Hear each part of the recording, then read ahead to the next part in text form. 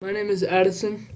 I'm going to do the biography of Pat Jackson. On September 8, 1924, a girl that was a positive thinker and hard worker came to the world. She was born to the parents of Leroy and Amber Stowe, and also her older brother, Robert Stowe. She was born in Appleton, Iowa, in her home, and she weighed 7 pounds 1 ounce. Her eye color and hair color were both brown. Not long after she was born, she moved to Newton, Iowa, home to the Maytag Company. Her dad was a veterinarian and had an office inside their house. Also, her mom was a homemaker. Each week, Pat would go to the library to get books because they had to be quiet when their dad was in the office. During Pat's younger years, Franklin Delano Roosevelt was the president. Pat had to do some chores such as helping her mom with gardening and canning. When Pat would can, her mother would make her put the green beans in the jar straight so her mother could take them to the fair to make some money for their school shoes. Pat and her brother took care of many animals that her dad would bring home from his work. Also, Pat made many friends in the neighborhood, including Helen Toogood and Dolores Olson. Some of Pat's favorite games were Kick the Can, Annie Over, and Red Light Green Light. They also would paint Dolores Olson's playhouse.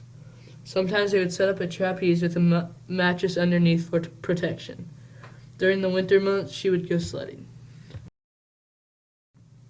When it came to holidays, Pat and her relatives celebrated with joy. They celebrated Thanksgiving, Christmas, and Easter, and that was when her family would always get together. On Thanksgiving, all of our cousins, aunts, and uncles would come from the farm and eat a big dinner. At Christmas, their family would have a fake chimney so Santa Claus could come to their house.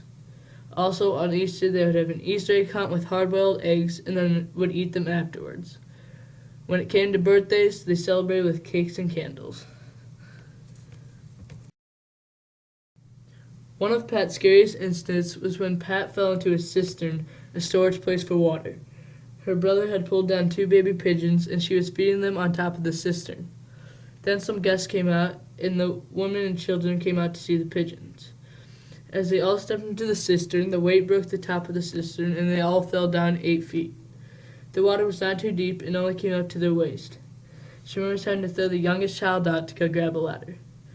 The only injury was her grandma's broken arm. Pat went to school in Newton, Iowa, at Washington School. She was 5 years old when she started. Her favorite subjects were writing and science. She did not like history. During her school years, she was the tallest girl, had a positive attitude, and worked hard. During Pat's high school years, she participated in kickball, Scottish dancing, rope climbing, track, and played the glockenspiel in band. Pat was a smart kid and got great grades. Pat's least favorite memory about high school was when she fell out and her buddy broke her leg after falling out of a Model A. She said a Model A is really hard to drive. Also, during her years in high school, she collected beetles for her chemistry class.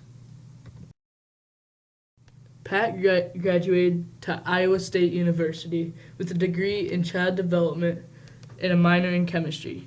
During those 4 years at college, Pat worked at several different places. She was employed at J.J. Newberry, which she describes as like a dime store. She worked in the kitchen department and had to wrap supplies. Also, she worked at the Maytag factory making parts for the Army during World War II. Her shift was from 4 p.m. until midnight. She didn't like the job but said it's important to choose the right career so you find a job you like. Pat got married right after she got out of college. She got married to a wonderful man named Galen Jackson. Pat met him at a Navy dance. At their wedding, all their wedding colors were white, including flowers and candles. They then spent their honeymoon in the Black Hills and rented a taxi since they didn't have a car. Once Pat and Galen got married, they lived in 4 different places, including Pennsylvania, St. Louis, Omaha, and Rock Rapids. They first lived in St. Louis, then moved to Omaha, then to Pennsylvania, and then to Rock Rapids, where Pat lives today. They had 3 children, with the oldest being Phil, then Gail, who was born with a heart defect, and then Jay. Gail was the reason why they moved to Rock Rapids, because then they could be closer to the Mayo Clinic. Gail died at age 17. Galen and Pat hosted a foreign exchange student from Japan named Fumio Kikuchi. He was Buddhist, and she remembers it being a miserable experience. He expected Pat to do all his laundry, and he wanted 4 cups of rice and 1 pot of green tea every day. He discovered he liked roast beef, pie, and a lot of vegetables, so he began to eat more. He was really smart at math, so he didn't do his homework. He spoke no English, so Mr. Chris, the high school music teacher, had the whole class sing Silent Night in Japanese.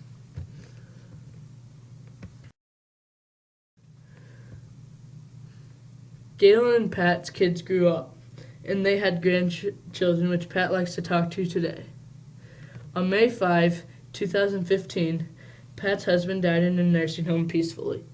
They did not have a funeral because Galen wanted his body to be donated to Mayo for study. Also, Pat would like her body to be donated to once she dies. A month later, their oldest son, Phil, died at age 67 of multiple melanoma. Pat, through all the miseries, is a strong Christian and has many words of wisdom. Pat says when you are young, you shouldn't be afraid to try everything because it's your opportunity to be well-rounded. If you are not good at a sport, it doesn't matter, she says. You don't have to be number 1. Pat is now 91 and enjoys bird watching, gardening, and being outdoors. And she says traveling is a gift that she got from her husband. She wants to be remembered as a thankful and happy woman. Thank you.